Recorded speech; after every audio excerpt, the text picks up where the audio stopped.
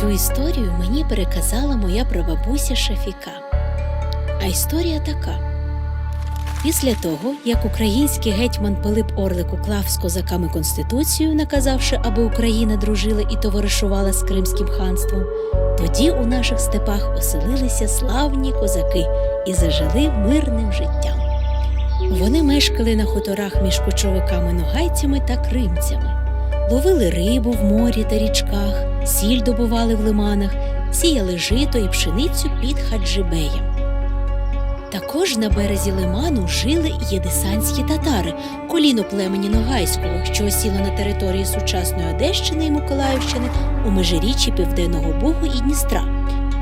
Вони зберігали вірність османському паші, представникові султана в Очакові, і водночас платили податок Кримському ханові. Тоді наша Південна Україна називалася Ханською Україною. В одного кримського мурзи, що мав отари в єдисанських степах, була донька. Дівчина носила старовинне ім'я Арзу, що з тюркських мов можна перекласти як «мрія» або «бажання».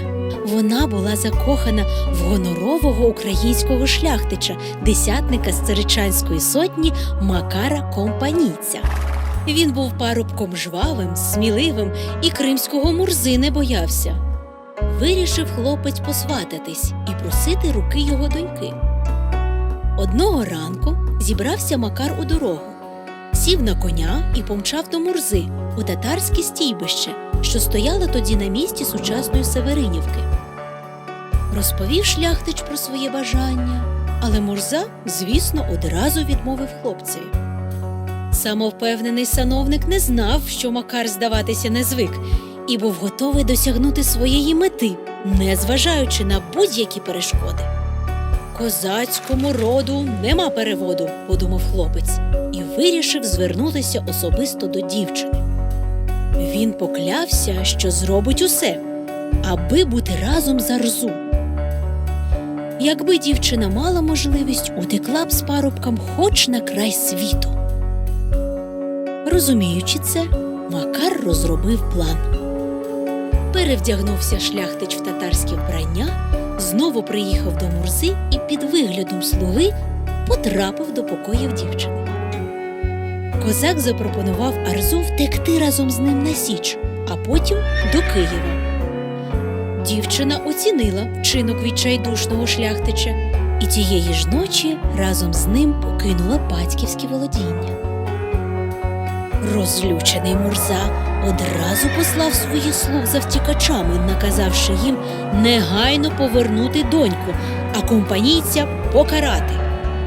Саме тому козак вирішив заплутати сліди і спочатку помчав уздовж лиману на південний схід.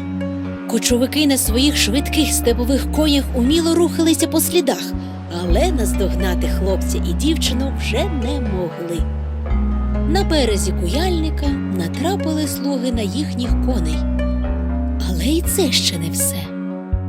Невдовзі Макар і Арзу з'явилися в Бендер-Тягині, де тоді стояв кіш гетьмана Пилипа Орлика. Зіграли пишне весілля, а потім їх бачили на горі Айпетрі у Криму.